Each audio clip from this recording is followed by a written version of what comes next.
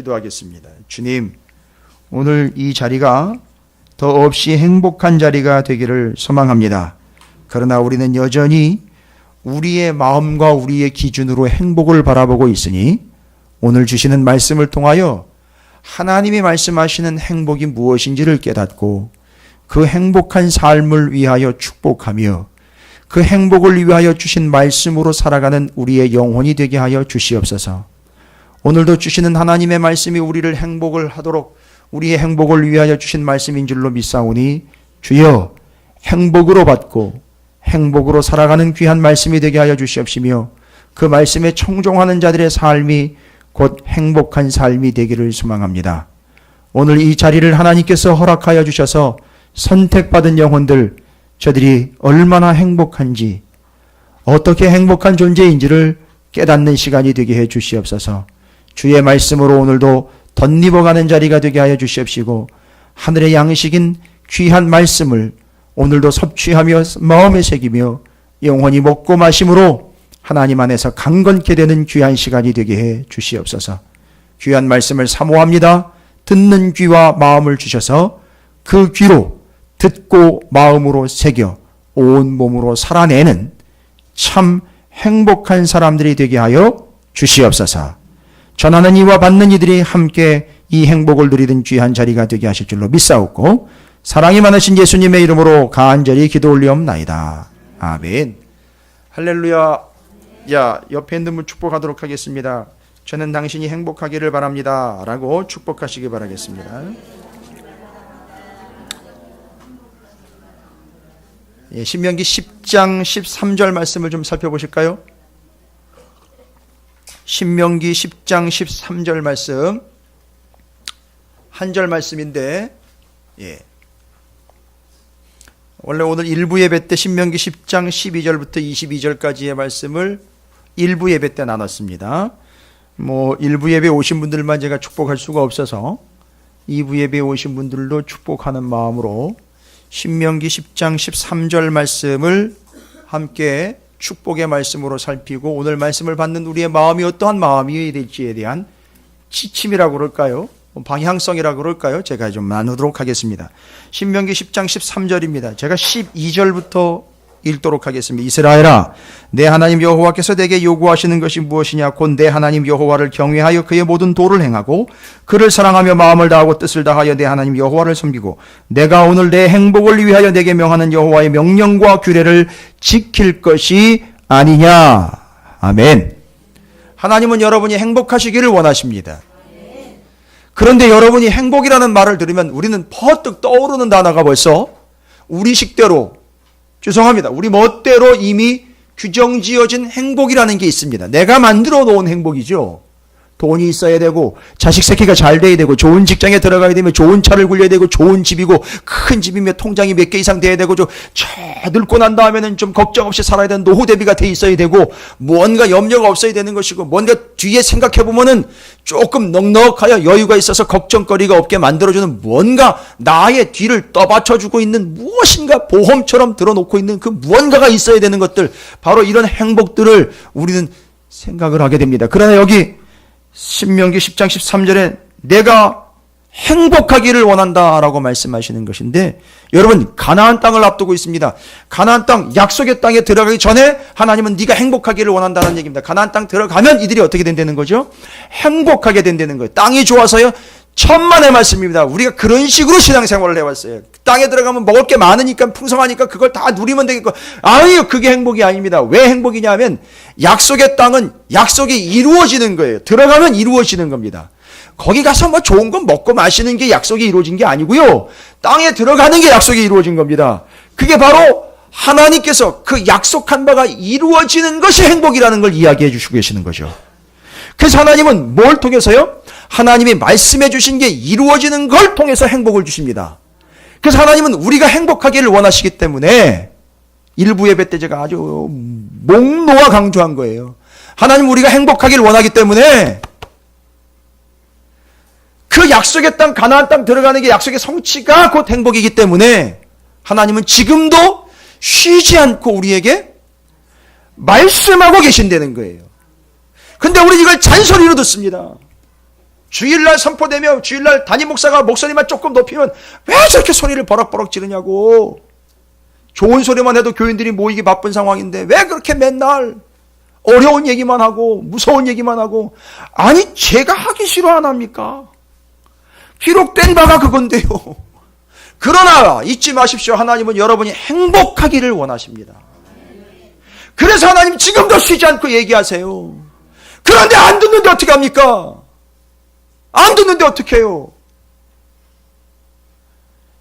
이해하시고 들으십시오. 어떻게 감히 하나님 앞에 그럴 수 있습니까? 행복이고 나발이고. 아니 우리 행동이 그렇어요. 행동이. 하나님은 우리가 행복하길 원하여 계속 말씀하시는데요. 뭐예요? 말씀대로 이루어지는 게 그게 행복이거든요. 예, 이쯤 돼서 제가 정확하게 말씀드립니다. 여기 오늘 내 행복을 위하여 라고 말씀하신 이 행복이라는 단어는 히브리어로 토부라는 단어입니다. 착각하지 마세요. 내가 보기에 좋은 대로 되는 게 행복이 아니라 토부, 하나님이 보시기에 좋았더라. 하나님 보시기에 좋은 대로 하나님 뜻대로 되는 게 행복이에요. 말씀대로 되는 게 행복입니다. 말씀대로 되는 게 형통이에요. 착각하지 마세요. 내가 생각하는 대로 되는 게 형통이 아닙니다. 여러분들이 생각하는 대로 다 됐으면 이 나라는 망했습니다. 하나님이 원하시는 대로 말씀하신 대로 되는 것이 행복이기 때문에 하나님은 지금도 듣든지 안 듣든지 계속 말씀하시는 거예요. 그러니까 말씀대로 되는 사람은 누구냐? 말씀대로 사는 사람인 거예요. 그래서 그 사람이 행복한 겁니다. 그래서 뒤에 이어집니다. 그분이 바로 여호와에 속한 자요, 그분이 바로 하나님이 택하신 자다. 말씀하시는 자, 소속된 자, 택함 받은 자, 그가 바로 행복한 사람이라는 거예요. 둘 다, 셋 다, 다 말씀에 근거하고 있습니다. 소속된 자, 명령을 받드는 자, 선택된 자, 말씀대로 살도록 선택된 자. 그래서 말씀하시고 명령하시고 선택하여 말씀대로 이루어짐 행복. 할렐루야. 그러니까 돈이 없는 상태에서도 말씀은 그 사람을 통해 이루어질 수 있습니다. 2-3평짜리 단칸방에 살아도 그 사람에게는 말씀이 이루어질 수 있습니다. 요게 행복입니다. 그래서 여기 행복이다라는 말은 토부, 네가 보기에 좋은 게 아니라 내가 보기에 좋게 여기는 바, 그것이 이루어지는 게 행복. 그래서 나는 오늘도 내게 말한다라는 거예요. 오늘 말씀을 그렇게 들으시기 바라겠습니다. 받으시기 바라겠습니다. 에스겔서 43장 말씀, 오늘도 여러분의 행복을 위하여 하나님이 주시는 말씀인 줄로 믿으시면 아멘으로 화답하시기 바라겠습니다. 자, 그러면 43장 여전히 하나님께서 에스겔에게 환상으로 보여주고 계시는 말씀. 지금 현재 이스라엘 백성들은 바벨론에 의해서 포로 생활 70년을 보내고 있는 중입니다. 겉으로 봐서는요, 남의 나라 땅에 포로로 끌려왔으니까 겉으로 봐서는 뭐하지 않은 삶이죠. 그렇습니다. 행복하지 않은 삶이에요. 노땡큐예요. 하나님 제발 이런 거는 좀 거둬갔으면 좋겠습니다. 그러나 하나님께서는 이들에게도 역시 하나님의 말씀이 이루어지도록 몇 년이라는 시간을 기다려주시고, 몇 년이라는 시간을 우리가 허락했느냐면, 그들에게 허락했느냐면 70년이라는 시간을 허락을 하셨습니다. 그러니까 70년 동안이에요. 그러니까 70년 동안 뭐 하겠다는 얘기죠? 계속 말씀하시겠다는 얘기인 거예요. 그러면 이스라엘은 70년 동안 그 말씀을 들어야 합니다. 그게 행복인 거예요. 하나님의 뜻은 거기 있습니다. 근데 우리는 어떤 게 행복이라고 착각을 한다고? 이스라엘 백성들 입장에서 보면 뭐가 행복이죠?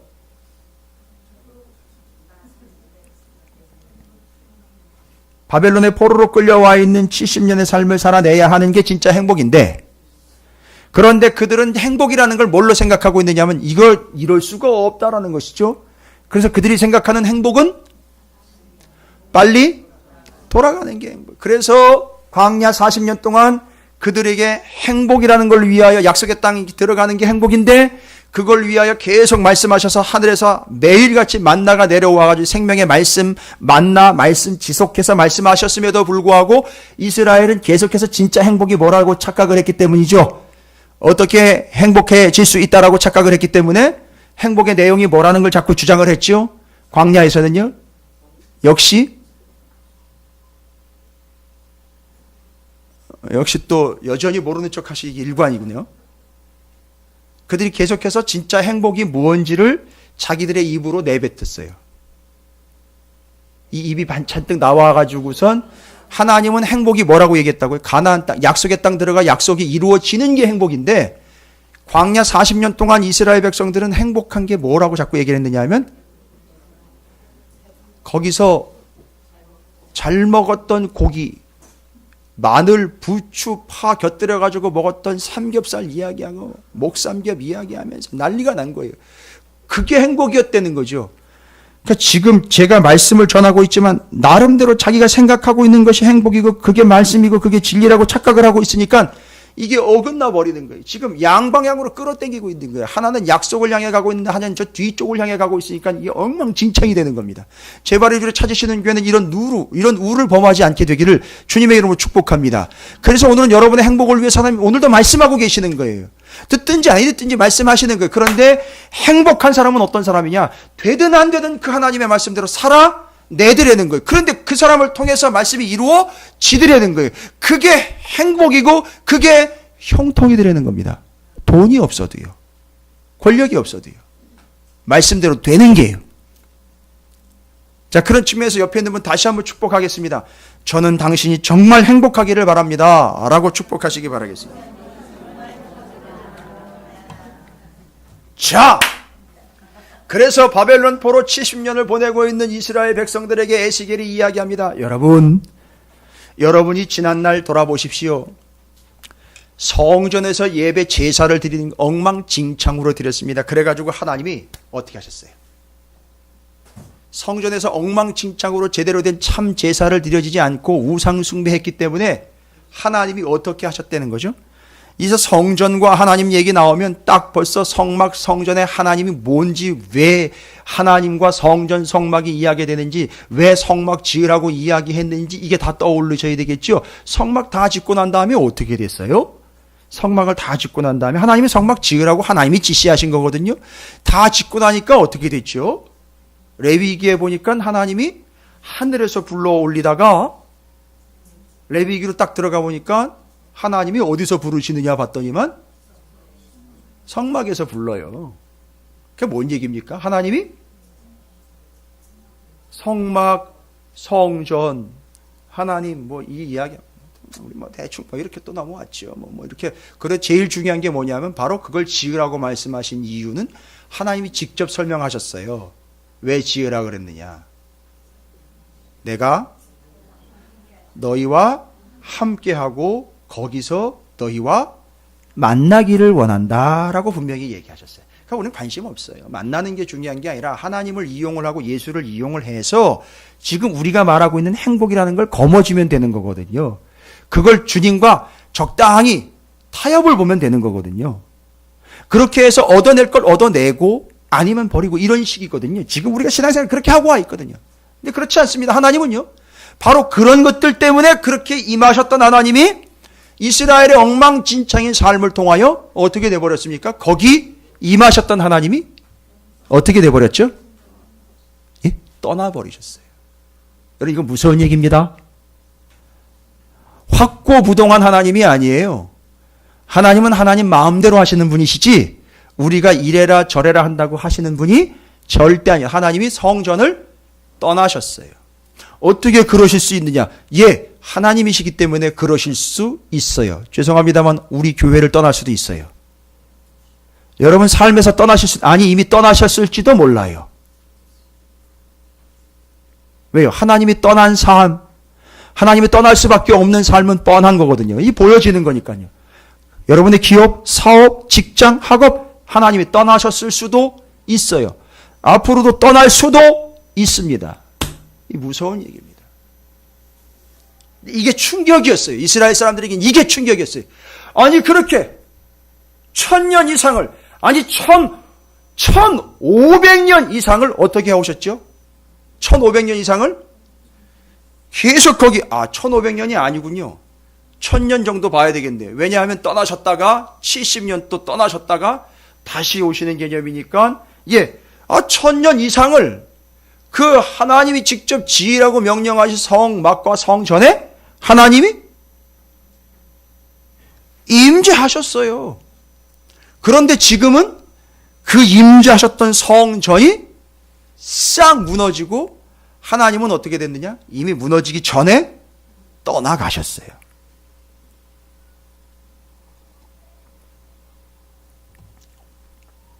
이게 안 믿겼습니다. 이스라엘 백성들에겐 믿기지 않은 사실이었습니다. 뭔 얘기입니까? 떠나가신 걸 보고는 뭐라고 얘기를 했어요? 하나님 떠나시면 안 되는데? 하나님이 어떻게 함부로 떠나실 수가 있지? 우리를 버리고? 아니요. 그건 당신 생각이고 하나님은 이미 하나님을 버린 그들을 떠나가셨습니다. 이게 충격이었고 이게 고민이었습니다. 그리고는 바벨론의 포로로 끌려왔습니다. 포로로 끌려와서 이스라엘 백성들의 이 수도인 예루살렘 성이 망했고 성전 망했고 무너졌고 성벽 다 무너졌다는 이야기 다 듣고 에스겔이 하나님이 부름받은 가운데 환상을 봅니다. 무슨 환상을 보느냐? 잘 보시면 오늘 43장 1절부터 12절까지의 내용을 정확하게 한 구절로 요약한 4절의 말씀을 보시면 잘 보십시오. 이게 이스라엘 백성들의 처지와 환경과 여건이 이해가 안 되면 이 말은 또 이해가 안 되는 거죠. 함께 읽어보도록 하겠습니다. 에스겔서 43장 4절입니다. 시작. 여호와의 영광이 동문을 통하여 성전으로 들어가고 영이 나를 들어 데리고 안뜰에 들어가시기로 내가 보니 여호와의 영광이 성전에 가득하더라. 무슨 얘기입니까? 뭔 얘기예요? 지금 에스겔서가 본 무너진 성전이 회복되고 회복된 성전에 기가 막힌 현상이 하나가 발견이 되는데 어떤 일이 발생이 됐죠? 하나님이 어떤 하나님이신데요? 떠났던 하나님이 다시 돌아오십니다. 따라합니다. 왕의 귀환. 뭐 영화 제목 같죠? 하나님이 다시 돌아오신 거예요. 근데 이 에스겔이 보는 성전, 이 회복된 성전은 이스라엘 역사에 이루어진 적은 없어요. 그런데 떠났던 하나님의 영광 곧 하나님이 다시 돌아오십니다. 이상하다. 이게 성전이 다시 지어졌을 때에도 이런 개념이 아니었고 이런 성전이 지어진 예도 없는데 에스겔은 예언을 했어요. 예언을 했다는 얘기는 그 예언은 반드시 뭐 한다는 얘기입니까? 이루어진다는 얘기인데 이게 언제 이루어지냐는 얘기입니다. 구약시대 때는 이루어지지 않았어요. 떠났던 하나님이 다시 돌아와 성전이 회복되는 것을 이야기하는 이 성전은 정확하게 이야기하면 이대로 이루어진 성전은 스룹바벨 성전도 아니에요. 원래는 이 의미를 깨닫고 스룹바벨과 예수아가 들어가서 성전은 지었으나 이 개념은 아니었어요. 완벽하게 온전하게 완성되고 이루어지고 성취된 이 성전, 명확하게 떠나가신 하나님이 다시 돌아왔습니다를 선고하는 성전은 기록된 바가 없습니다. 예수아와 스룹바벨이 지은 스룹바벨 성전도 성령 하나님이 돌아왔습니다라는 표현도 없어요.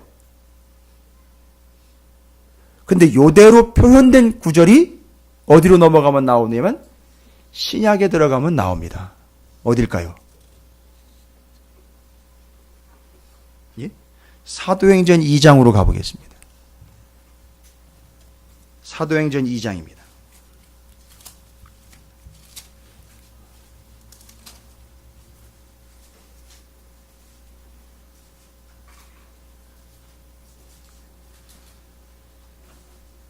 시기로 치면은요, 한 500년 뒤에요. 한참 뒤입니다. 에스겔이 하나님의 영이 동쪽 문을 향하여 성전으로 다시 들어온 왕의 귀환의 환상이 구약시대 때에는 그것이 이루어지지 않았는데 신약시대 때 그대로 이루어집니다. 그 말씀 그대로 이루어져요. 사도행전 2장입니다. 제가 읽어볼 테니까 들어보십시오. 모른 척하지 마십시오. 외면하지 마십시오. 오순절 날이 이름에 그들이 다 같이 한 곳에 모였더니 호련히 하늘로부터 급하고 강한 바람 같은 소리가 있어 그들이 앉은 온 집에 가득. 여기 누구네 집입니까? 마가의 집입니다. 예루살렘에 있는 마가의 집입니다.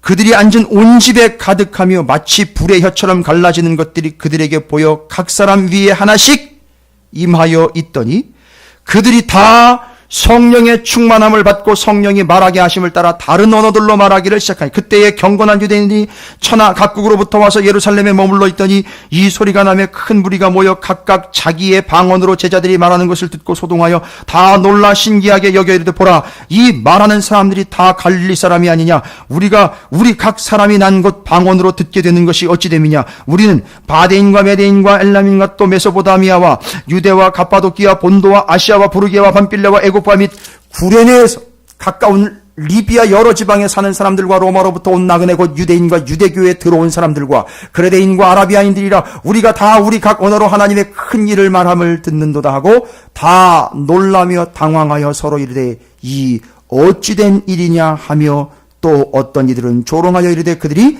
세술에 취하였다 하더라. 무슨 얘기입니까? 지금 어떤 일이 발생된 겁니까? 초대교회 요한의 마가의 다락방에 그들이 모여 기다리라. 약속한 것을 보내주실 때까지 기다리라. 예수님께서 이 땅에 부활하시고 난 다음에 40일 동안 거하셨습니다.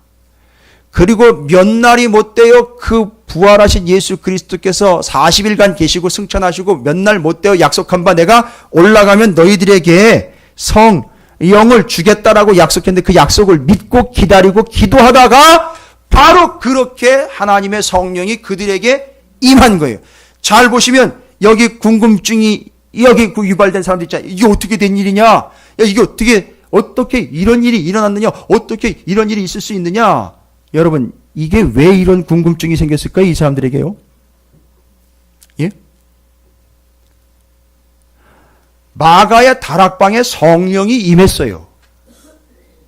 기가 막히게 놀라운 일이 발생이 된 겁니다. 근데 왜 이게 놀라운 일이었을까요? 한번 생각을 해보십시오. 뭐가 놀랄 일일까요? 여러분께서는 지금 조금 넓게 보셔야 됩니다. 이게 왜 놀랄 일일까요? 일어난 일이 무서운 일이기 때문에 그렇습니까? 아니 성령이 임해가지고선 각각 다른 동네에서 왔는데 그 동네의 언어들로 말씀이 들려요. 이런 것 때문에 지금 놀라는 걸까요? 여러분 이건 좀 수준이 낮은 겁니다. 이것 때문에 놀라는 정도가 아닙니다. 지금 뭐가 지금 놀라운 거냐? 제가 질문을 드릴게요. 이 말씀을 드려볼게요. 지금 마가의 다락방이죠. 저쪽에는 저기 가운데에는 성전이 있어요. 근데 분명히 1500년 역사를 보면 하나님은 어디로 임하셨느냐 하면 성전으로 임하셨어요. 그러니까 이거는 지금 처음 들으시는 분들도 계실 거예요. 이게 지금 답답한 노릇입니다. 이게 오늘날 교회 현실이에요. 하나님의 성령은 성전으로 1500년 동안 임재하셨다고요. 그런데 오늘 마가의 다락방에 소위 말하면 120문도가 모였다라고 하는 이 놀라운 역사적인 순간에 성령이 성전으로 가지 않고 이 좁은 구색탱이인 마가의 다락방으로 성령께서 임재하신 거예요. 여러분 이거 어떻게 설명하실 겁니까? 예? 이것도 멋대로라고 말씀하실 거예요. 또 아무리 하나님의 의중 하나님의 뜻대로가 얘기하면 하나님 마음대로라고 아니 제발 저 그런 식으로 좀 하지 마십시오. 제발 저 그렇게 대충 넘어가려고 하지 마시고요. 그냥 대충 그렇게 하나님이 원하시는 바대로 이루어진 거지요. 하나님이 지정한 것이 하나님이 알아서 하는 거 아니요. 이건 하나님 말씀대로 이루어진 거예요.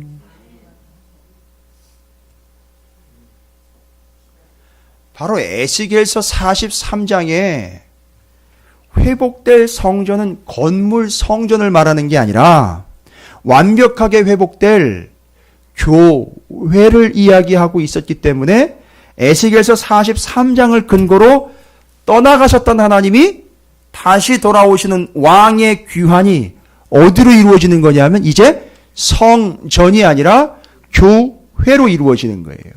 진짜 성전이요. 그럼 왜 하필 교회인 진짜 성전이 되어버리느냐? 제가 설명을 해드릴게요. 무슨 얘기냐? 요한복음 2장 13절부터 22절까지 그냥 들으십시오. 적어 놓으시고 저를 보세요. 요한복음 2장 13절부터 22절까지 잘 들어보십시오.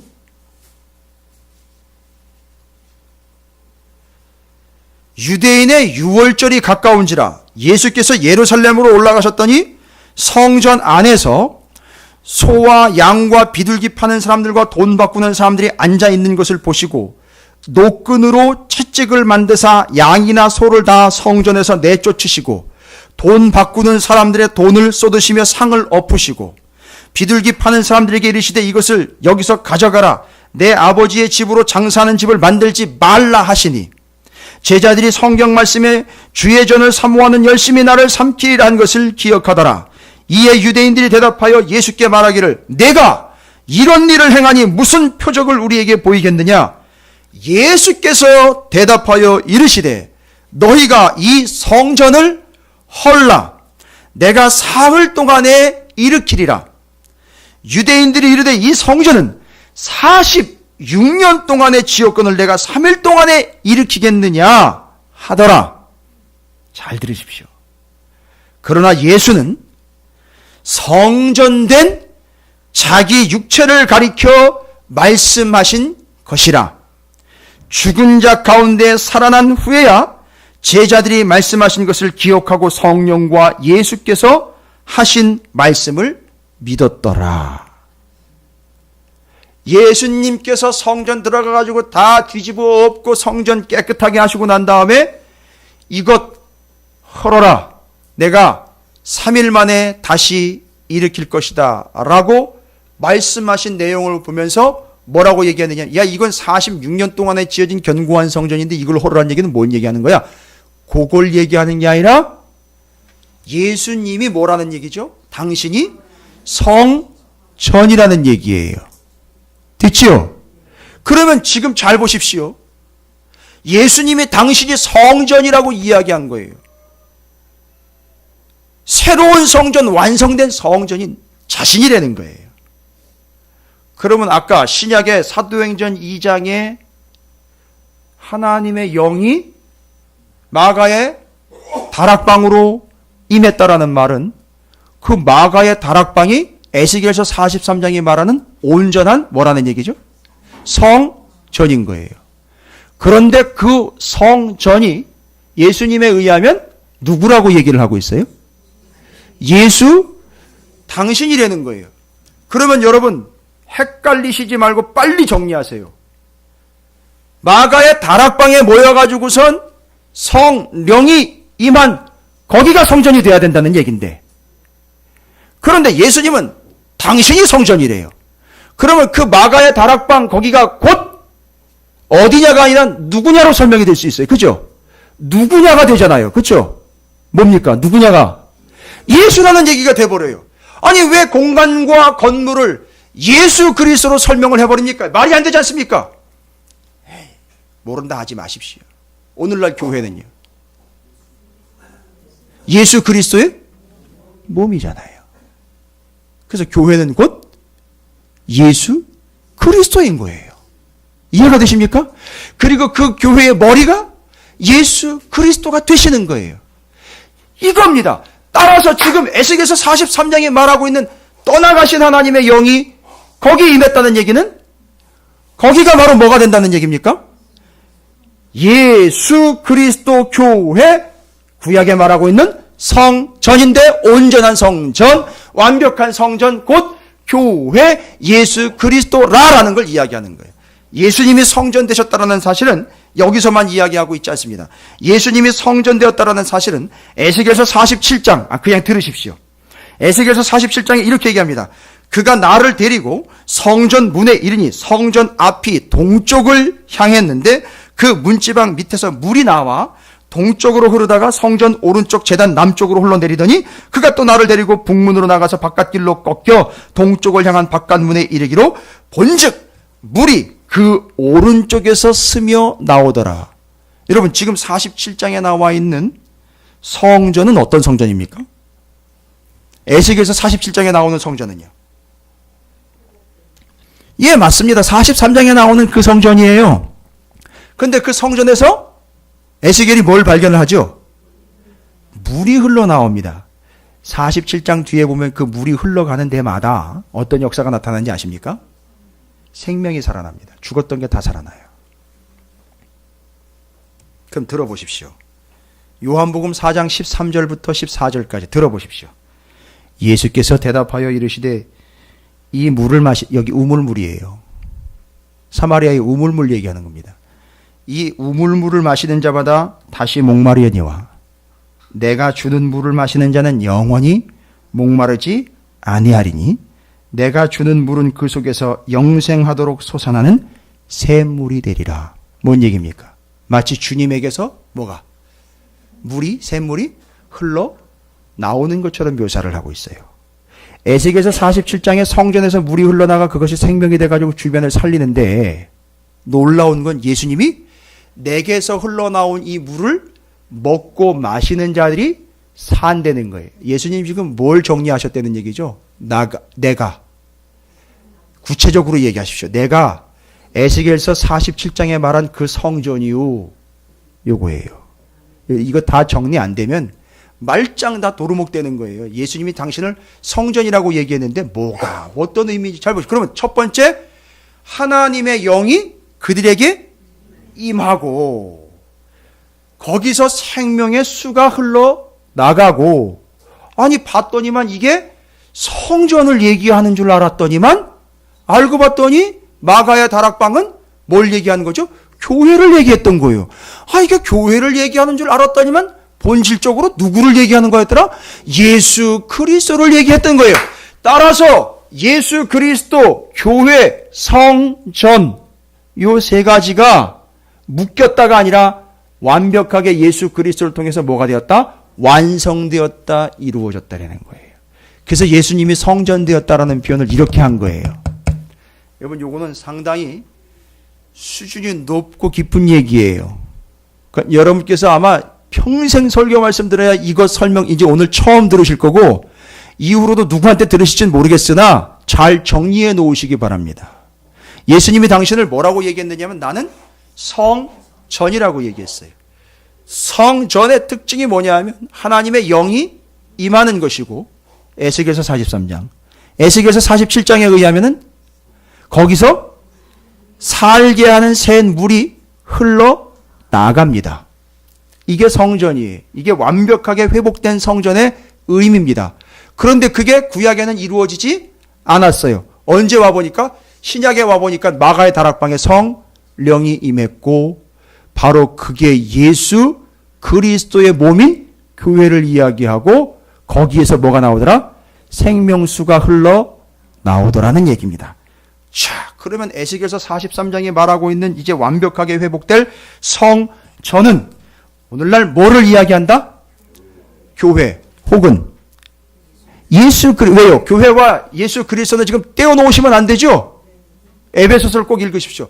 교회와 예수 그리스도는 떼어놓으면 안 되죠. 교회와 예수 그리스도는 따로가 아니라는 거잖아요. 지금 이야기에 의하면. 왜요? 뭔 근거로요? 교회는 예수 그리스도의 몸이에요. 그 교회의 머리가 예수 그리스도예요. 그래서 교회는 예수 그리스도라고도 이야기하고 예수 그리스도의 몸이라고도 이야기하고 예수를 그 교회의 머리라고도 이야기하는데 같은 말이에요. 그래서 그 교회 곧 예수 그리스도를 이야기하려고 하는 게 에스겔서 43장이 말하려고 하는 겁니다. 한 가지 더입니다. 새롭게 된 이 성전의 특징이 기록되어 있어요. 여러분 에스겔서 43장 10절을 보십시오.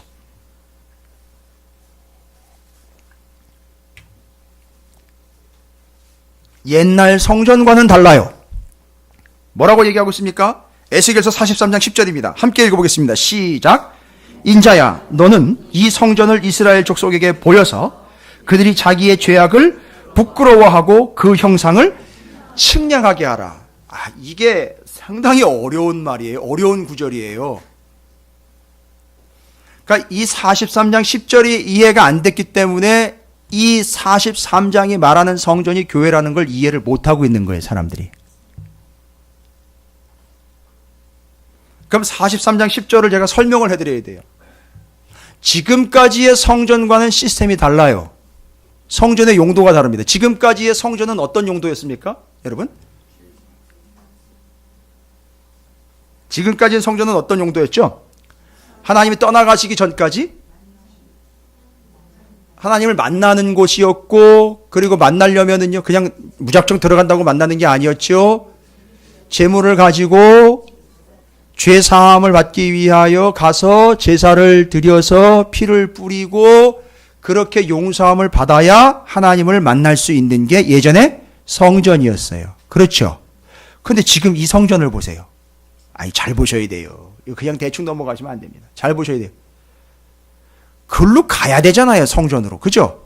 성전으로 가서 뭘 끌고요? 제물을 끌고 가야 되는데, 잘 보세요. 너는 이 성전을 이스라엘 족속에 뭐예요? 보이래요. 여러분, 여기 보이다라는 말이 성전을 사진을 찍어가지고선 핸드폰에다 저장을 해가지고, 야, 이게 성전이야, 이렇게 보여준다는, 이게 눈으로 본다라는 이 C의 개념이 아니에요. 히브리어로는 그렇게 얘기를 하고 있질 않아요. 보여준다라는 말은, 야, 이거 좀 봐봐. 이렇게 해가지고서 뭐 사진을 찍어 보이거나 영상을 촬영을 해가지고 보여주는 그런 모형을 만들어가지고 눈으로 보는 걸 이야기하는 게 아니고, 여기서 보여주라는 말은 하기드라는 히브리어예요. 하기드. 하기드라는 히브리어인데 뜻을 일러드릴게요. 이 성전을 보여줘, 사람들한테. 근데 여기 보십시오. 성전을 보여주면 어떤 일이 발생이 돼요? 뭐래요?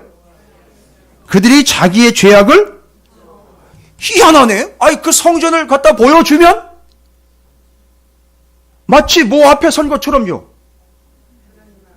하나님 앞에 선 것처럼 뭘요? 자기 죄악이 다 드러나가지고 그것 때문에 어떻게 한다는 거죠? 부끄러워진다는 거예요. 이상하다. 이게 예전 성전은 아닌데. 새로운 성전에 놀라운 이게 새로운 기능인가? 잘 보십시오. 너 가서 이 새로운 성전을 뭐하라? 보여줘라. 하기드해라. 뜻을 일러드릴게요. 입증해. 가서. 좀 어렵죠? 알려줘. 선포해. 전파해. 이런 뜻이에요. 뭔 얘기예요? 성전으로 와야 되잖아요. 성전으로 와야 되는데 뭐 하래요? 이 성전을 알려주래요. 가서 뭐 하래요? 선포하래요. 전하래요. 증거하래요. 그러면 그 사람들이 성전으로 오지 않았음에도 불구하고 이 성전이 어떻다라는 걸 알려주고 선포하고 전파만 해도 그 앞에서 그 사람들이 어떤 역사가 나타나는 거죠? 아, 내가 죄인이로구나, 내가 죄인이로구나 하고 이들이 깨닫고는 어떻게 하냐면 죄악을 부끄러워하고 그 형상을 측량하게 된다. 그 형상은 뭐냐면 성전이에요. 성전을 측량하게 된다. 역시 측량이라는 말도 여기서 말하고 있는 한글과는 달라요. 히브리어의 마다드라는 단어인데 뭡니까? 측정하다, 재다, 헤아리다. 다시 말씀드릴게요. 깊이 생각하다. 이런 뜻이에요. 자, 그럼 이렇게 될게요. 성전으로 와서 죄를 사함받고 제사를 드려야 되는데 앞으로 너는 어떻게 해라? 이 성전을 가서 전해, 가서 선포해, 가서 외쳐. 그러면 그걸 듣고 사람들이 자기의 죄가 드러날 거야. 그러면 자기가 죄인이라는 것을 깨닫고 그 자리에서 무릎을 꿇어서 네가 전한 그 성전을 어떻게 할 거야? 헤아릴 거야? 라고 제가 마지막에 한 단어 더 얘기했는데요. 뜻을? 깊이 생각하게 될 거야. 여러분이 좀 어리둥절 하시는 것 같아가지고선 히브리서 3장 1절을 제가 읽어드립니다. 그냥 들으십시오. 그러므로 함께 하늘의 부르심을 받은 거룩한 형제들아, 우리가 믿는 도리의 사도이시며 대제사장이신 예수를, 히브리서 3장 1절이에요. 어려운 얘기 아닌데 들어보셨는데요. 그러므로 함께 하늘의 부르심을 받은 거룩한 형제들아, 우리가 믿는 도리의 사도이시며 대제사장이신 예수를 깊이 생각하라. 깊이 생각하라. 마다드 그들로 측량하게 해라. 깊이 생각하게 하라. 그가 지금 뭔 얘기입니까? 이 새로운 성전이? 다시 설명드릴게요. 뭐 어려워도 할 수 없습니다. 들으셔야 돼요. 그럼 다시 듣고 다시 설명 들으십시오. 새로 회복될 성전은 옛날 성전과는 달라요. 옛날 성전은 재물 끌고 가가지고 거기서 용서함 받고 하나님께로 나갔어요. 근데 지금 그렇지 않습니다. 데리고 올 생각하지 말고 네가 가서 이 성전을 선포해. 보여줘. 뭐죠? 입증하고 알리고 선포해. 증거해. 그러면 그걸 듣고 그 사람들이 스스로 죄인이라는 걸 깨닫고 그 자리에서 무릎을 꿇고 보여준 그 성전을 그 자리에서 깊이 생각하게 될 거야. 믿음의 주인 예수 그리스도를 깊이 생각하라. 그럼 지금 에스겔서 43장 10절에 말하고 있는 이 성전은 뭘 얘기하고 있다는 겁니까? 예수 그리스도를 얘기하고 있어요. 오늘 지금 우리는 예수는 곧 뭐라고 이미 정리가 됐죠. 교회는 곧 예수라고 정리가 됐어요. 그러면 여기까지만 정리해 볼까요? 와우. 그러면 회복된 성전으로 이 성전을 가서 전하면 그들이 자신의 죄가 드러나고 자신이 죄인이라는 걸 알고는 무릎 꿇어 회개하면서 누구를 생각하게 된다는 거죠? 그 성전을 깊이 생각하게 된다는 거예요. 근데 이게 지금 옛날 구조가 아니에요. 알고 봤더니 바로 이 구조는 누구를 의식하면서 예표하고 얘기하고 있느냐? 예수 그리스도를 얘기한 거. 자, 이거예요. 새로운 성전인 예수 그리스도를 뭐하라? 복음으로 선포해라. 복음으로 선포하면 어떤 일이 발생됩니까? 그렇죠. 모든 죄인들이 죄된 것을 깨닫습니다. 그리고 그 죄 앞에 무릎 꿇어 오호라. 나는 곤고한 자로다. 이 사망의 몸에서 나를 누가 건져낼까 하고 누구를요? 예수 그리스도를 어떻게 하게 된다고요? 깊이 생각하게 된다는 거예요. 여러분 에스겔서 43장 와 기가 막힙니다. 여러분 제발이지 여러분 이거 다시 정리하시기 바랍니다. 이거 제대로 정리하고 넘어가시기 바랍니다. 오늘 처음 들으시는 분들이 태반인데 여러분의 표정을 보니까 잘 모르겠다. 좀 지루하다. 이런 표정인 것 같아요. 아니요. 죄송합니다만 여러분 큰일 납니다. 정신 바싹 차리세요. 이거 놓치면 끝장납니다.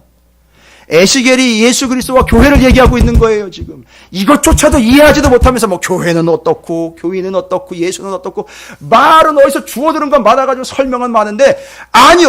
여기서부터 본질이 지금 나온 거예요. 야, 너 이제는 그 성전된 예수를 뭐 해라. 제사 드리러 오라고 끌어내는 게 아니라 가서 전해.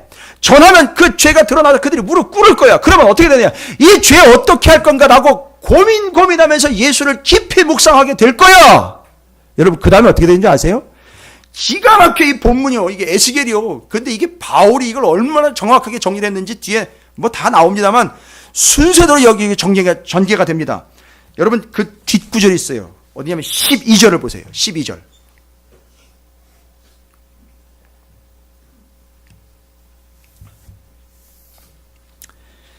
12절은 이렇게 얘기합니다. 성전 법은 이러하니라. 뭐예요? 옛날 법이 아니라 새로 지은 성전의 법은 새로운 법이 이렇게 결정되었다는 거예요.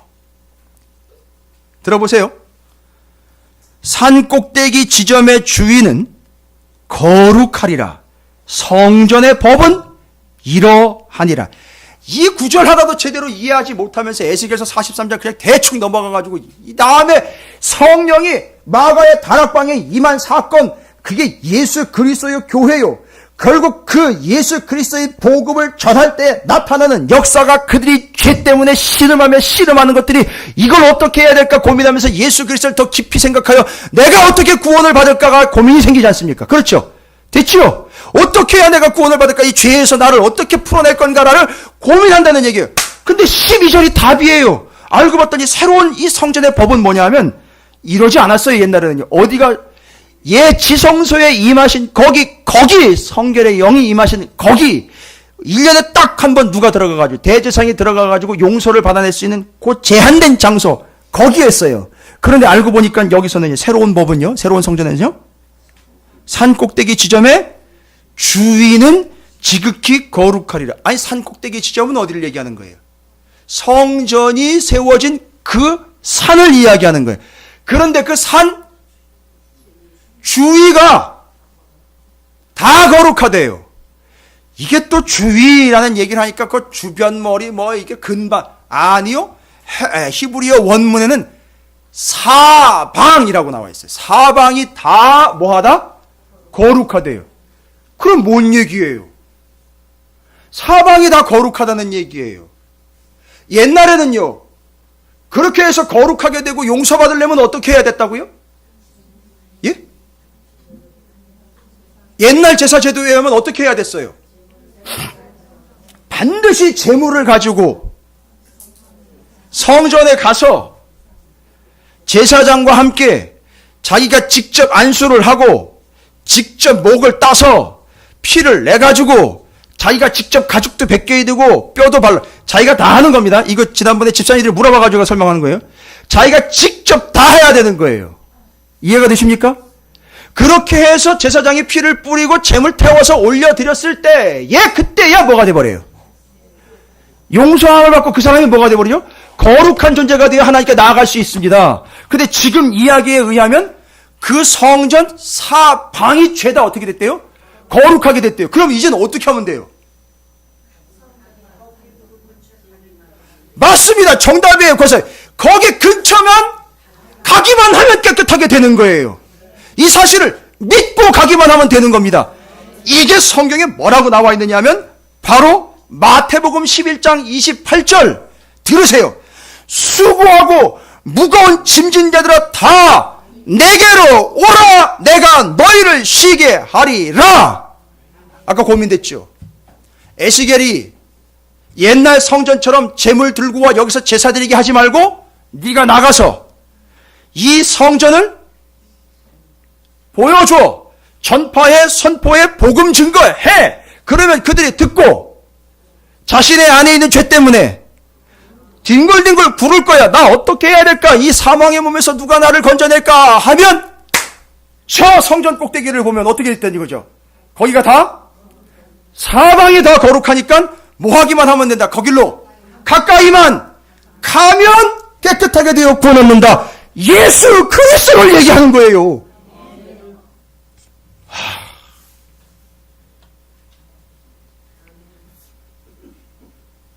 제가 이거 정리하느라고요. 연회인데도 연회도 못하고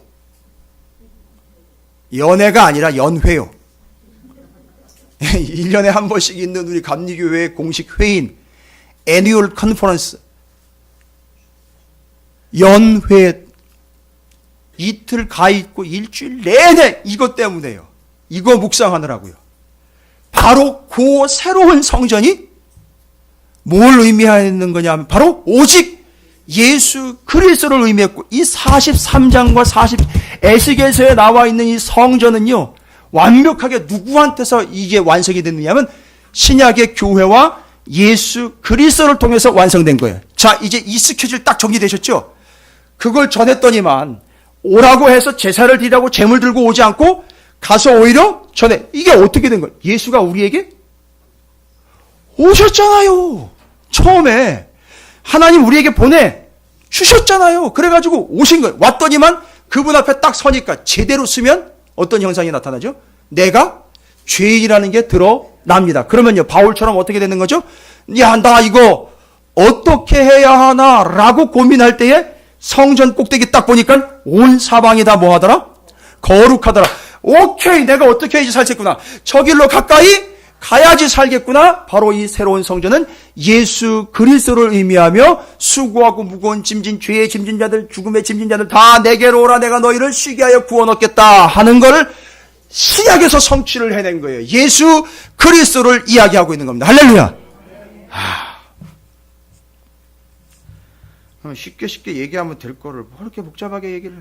아니요. 이게 간단하고 쉬운 얘기가 아니거든요. 원래가 원칙이. 구약을 다 모르면은 이건 꽝이에요. 꽝. 전혀 알아들을 수가 없대. 거기다 신약까지 내다보지 못하면 전혀 이해가 안 되는 거예요. 그러면 그 다음은요. 13절부터는요. 27절까지는요. 그 성전 안에 핵심적인 그 시설물이 하나가 있는데 뭐래요? 번제단이에요. 아니 다른 것도 많은데 뭐예요? 번제단이에요. 그럼 요건 간단히 설명드릴 수 있어요. 왜냐하면 지금 이제 다 설명이 됐으니까. 됐죠? 지금 에스겔서 43장은 뭘 얘기하려고 한다는 거죠? 회복될 성전을 통해서 누구를 얘기하려고 하는 거예요? 그 예수는 어떻게 해야 된다는 거예요? 얘기했잖아요. 지금까지 다. 그 예수 그리스도를. 예? 왜 뒤에 순서부터 지금 벌써 거꾸로 올라오셔? 첫 번째 그 예수 그리스도를 보여줘라, 증거하라, 선포하라, 복음 선포해라. 그러면 어떤 일이 일어날 거다? 죄에 씨름하면서 버거워할 거다. 그럼 그 사람들이 뭐 할 거다? 고민할 거다. 어떻게 할까 할 때 와우 저기 누구네? 예수네. 와우 저기 예수네 하면 다른 말로 바꿔. 예수네? 교회네 하면 이로 온다는 얘기예요. 이렇게 만들어야 된다는 얘기죠. 이게 교회이죠. 이게 예수되는 얘기죠. 그런데 13절 이후로 또 이야기하는 게 뭐냐면 번제단이에요. 아주 핵심적인 시설인데 번제단의 특징이 뭐냐면 세 가지예요. 옛날 번제단하고는 달라요. 옛날 번제단은 뿔에만 발랐는데 이번 번제단은 번제단을 통째로 다 발라요. 무슨 얘기냐? 첫 번째 피 흘림이에요. 번제단에 드려질 제사와 번제단을 이야기하면서 첫 번째 얘기하는 게 아니라 첫 번째 얘기하는 게 뭐냐면 피를 흘려서 쫙 적셔버려야 된다는 걸 얘기하고 있어요. 그 다음에 그 피를 흘리는 제물의 특징이 이야기되고 있어요. 뭐라고요? 22절과 23절에 뭐라고 나와 있습니까? 흠 없는. 23절에도 흠 없는. 그 뒤에도 계속 흠 없음에 대한 이야기가 나와요. 특징이 뭐예요? 첫 번째 반드시 피를 흘려서 뭐를 해요? 제단을 다 적셔버려야 돼요. 그 다음에 그 피를 흘리게 할 제물은 특징이 뭐예요? 반드시 흠이 없어야 돼요. 그리고 세 번째 27절을 보십시오. 이 모든 날이 찬 후 제8일과 그 다음에는 뭐예요? 누가? 제사장이 제단 위에서 너희 번제와 감사제를 드릴 거예요. 반드시 누가 있어야 돼요? 제사장이 반드시 있어야 돼요. 그러면 세 가지 정리해 보십시오. 뭐예요? 근데 어떻게 흘려야 돼요? 피를 흘리는데 몇 방울 흘려가지고는 제단을 다 적실 수가 그러니까 어떻게 흘려야 돼요? 다 쏟아야 돼요. 그 다음에는요. 그렇죠. 그건 거룩함. 흠이 없어야 돼요. 그 다음에는요. 반드시 누가 필요해야 돼요? 여러분이 알아들으실 때까지 쫄딱 피를 흘려야 돼요. 흠이 없어야 돼요. 제사장이 있어야 돼요. 누구로 끝나버리죠? 예수님 한 분으로 이게 다 완성이 됐어요. 그래서 이 성전의 핵심은 뭐예요? 번제단이 아니라 예수 그리스도예요. 누가 구약에 예수가 없다 그래요? 누가 구약에 복음이 없다고 누가 함부로 얘기합니까? 제가 너무 안타까워요. 지금도 수많은 성도들이 에스겔서 제가 다른 의도가 있어서가 아니라 정말 궁금해서 정말 사람들이 많이 들락날락거리는 목사님들이 많이 들락날락거리고 성도들 많이 들락날락거리는 사이트에 들어가 봤어요. 저는 거기서 성경을 참조할 때만 그 사이트를 들어가는데 본문이 올라오면 성경 본문이 올라오면 얼마나 잘 돼 있는지 성경 본문이 쫙 에스겔서 43장이 딱 올라오잖아요. 43장 1절부터 12절, 13절부터 27절까지 나눠놨어요. 그리고 그 위에 이렇게 타이틀이 붙어 있어요. 뭐라고 타이틀이 붙어 있는지 관련 설교 이렇게 붙어 있어요. 그럼 관련 설교를 탁 클릭하잖아요. 그러면 그 본문에 대해서 우리 대한민국의 유명한 네로라 하는 목사님들의 설교는 거기 다 링크가 되어 있어요. 그래서 거기 들어가가지고 들으면 돼요. 이렇게 클릭해가지고서. 그 본문에 연결이 돼가지고. 에스겔서를 제가 들어가가지고서. 다른 목사님들은 어떻게 말씀을 전했는가 보려고. 안 나와 있어요. 안 나와 있어. 그리고 이 본문을 어떻게 설명을 하는지 좀 들어보려고 들어간 매일 엉뚱한 소리를 하는 거예요. 다른 소리 하는 거예요. 그래가지고 제가 누구를 탓하는 게 아니라 야, 이거 큰일 났다. 이거 진짜 큰일 났다. 이번 주에는 우리 찾으시는 교회에서만이라도 제대로 이 말씀을 전해야 되겠구나. 똑바로 전해야 되겠구나. 이 성도들 이거 어리둥절하게 만들거나 이거 엉뚱한 곳을 이끌으면 큰일 나겠구나. 책임을 다해야 되겠구나. 너무너무 신경이 많이 쓰인 본문. 이게 예수 그리스도를 정확하게 예표를 하고 있기 때문에 여기서 한 치 더 벗어나면 안 되는 거예요. 이건 예수를 정확하게 전달을 해야 돼요. 그래서 지금 본문은 정리 끝난 거예요. 새롭게 완성될 성전은 누구를 이야기하는 거냐? 예수 그리스도를 얘기하는 거예요. 근데 그 예수는 곧 오늘날 신약의 교회인 거예요. 따라서 우리는 어떤 삶을 살아야 되냐? 에스겔서 43장에 의하면 너희는 바로 그 예수를 보여준다라는 말 참 의미 있던 거예요. 그래서 우리가 나가서 예수 그리스도를 우리의 삶으로 보여줌을 통하여 복음을 전파하는 거예요. 그러면 어떤 현상이 나타난다? 복음을 전해드린 그들이 죄가 낱낱이 드러나면서 그 앞에서 여기 오늘 본문 10절의 말씀처럼 죄악을 뭐한다? 부끄러워하고 그 형상인 예수 그리스도를 어떻게 하게 되어 있다? 깊이 생각하면서 질문 나오게 되죠. 어떻게 할까? 이 죄악 어떻게 해결할까? 하니까 바로 그 뭐가 보여요? 전한 성전인 예수 그리스도인 교회가 보이는 거예요. 그러면 어떻게 된다? 이 사람들은 오케이, 우리가 사는 방법은 바로 예수 그리스도인 교회로 가까이 나아가는 것이 정답이로구나 라고 오직 예수 그리스도께로 나아오도록 하는 것이 오늘날 교회의 본질인데 에스겔서가 이 이야기를 이미 해주고 있고 그 교회의 핵심이 뭐라는 거죠? 교회의 핵심, 아까 그 성전의 핵심이었던 게 번제단인 것 같지만 피 흘림, 흠없음 제사장을 완벽하게 하나로 뭉쳐야 되니까 그거는 예수 그리스도. 그래서 교회의 핵심은 담임 목사나 기획위원회나 임원회나 당회가 아니라 교회의 핵심은 예수 그리스도다. 따라서 교회는 43장에 의해서 교회는 예수 그리스도다. 예수 그리스도는 곧 교회다. 가까이 감히 정답이다. 반드시 보여줘야 한다. 어떻게 해야 된다? 선포해야 한다. 주님을 깊이 생각해야 한다. 끝. 정리되셨습니까?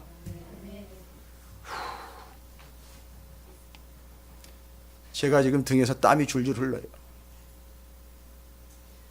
제 몸이 허약해져서가 아니라 이 오직 예수 한 분 이분을 전하는 데 있어서 에스겔서 43장이 정확하게 말하고 있는 바를 여러분에게 설명해드리기 위해 처음으로 제가 이렇게 말씀을 풀어서 설명을 드리면서 여러분이 순서대로 잘 정리하실 수 있도록, 여러분 어렵지 않죠? 이제는 정확하게 정리가 되셨죠? 새로운 성전이 바로 예수 그리스도인 교회를 이야기하며 그것 통해서 우리가 바로 그 교회인 예수 그리스도에게로 가까이 감, 그 예수 그리스도인 교회를 복음으로 전함, 그 예수 그리스도를 깊이 생각함.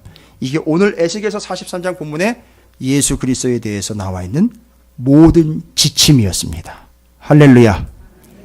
어떻게 해야 된다고요? 그럼 순서를 좀 바꿀게요. 첫 번째, 어떻게 해야 된다고 얘기했기 때문에 이 성전을 보여줌, 선포하라.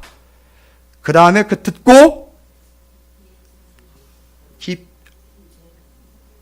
깊이 생각하며 어떻게 해요? 가까이 함. 요거잖아요. 요 순서대로 지금 다 정리가 됐죠? 그럼 다시 한번 순서대로 여러분 얘기해 보십시오. 이걸 이제 전해야 돼요, 여러분. 전해야 되니까 정리를 하시는 거예요. 첫 번째, 선포, 함, 보여, 줌. 그 다음에 깊이 생각함, 가까이 감. 이게 3종 세트예요.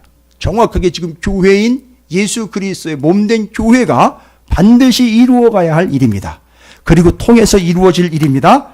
전하여 선포함, 보여줘 선포함, 깊이 생각하게 함, 깊이 생각함, 예수 그리스도 그분께 가까이 감, 가까이 감. 할렐루야. 이게 예수 그리스도인 에스겔서 43장의 내용입니다. 여러분께서 오늘 이 말씀을 통해서 기도의 제목으로 삼으시기 바랍니다. 다른 거 하지 마시고 결론적으로 우리가 뭐 얘기했죠? 복음을 전함, 예수 그리스도를 선포함, 예수를 깊이 생각함, 예수께 가까이 감. 예수를 전함, 예수를 깊이 생각함, 예수께 가까이 감. 이게 에스겔서 43장을 통해서 신약의 사도행전 요한복음에 이미 이야기되고 나와 있는 결론적인 예수 그리스도인 교회, 그를 통하여 이루어진 구원의 역사가 에스겔서 43장이 말하고 있고 47장이 이야기하고 있는 것들이 반드시 이루어진 교회에 대한 이야기였으니 오늘날 찾으시는 교회에도 에스겔서 43장은 이루어진 말씀인 줄로 믿습니다. 바로 말씀이 이렇게 이루어진 것이 우리에게 뭐가 된다는 얘기죠? 맞습니다. 그게 행복이에요. 근데 우리는 뭐를 행복이라고 했는데 그 예수를 통해서 내가 돈을 좀 벌었으면 그게 행복이라는 거죠. 아니요. 말씀대로 이루어진 게 행복입니다. 저는 그래서 행복해요. 오늘 에스겔서 43장의 말씀을 찾으시는 교회를 통해서 이루어졌기 때문에 행복합니다. 이 말씀이 여러분에게도 그대로 이루어지기를 주님의 이름으로 축복합니다. 예수를 전하며 예수를 깊이 생각하며 예수 그리스도께 가까이 나아감 43장의 핵심 내용이었습니다. 결단하겠습니다. 제가 예수 그리스도를 선포하겠습니다. 예수 그리스도를 깊이 생각하겠습니다. 예수 그리스도를 가까이 나아가겠습니다. 결단하시기 바라겠습니다. 주의 이름을 크게 한번 부르시고 함께 통성으로 기도합니다. 기도하겠습니다.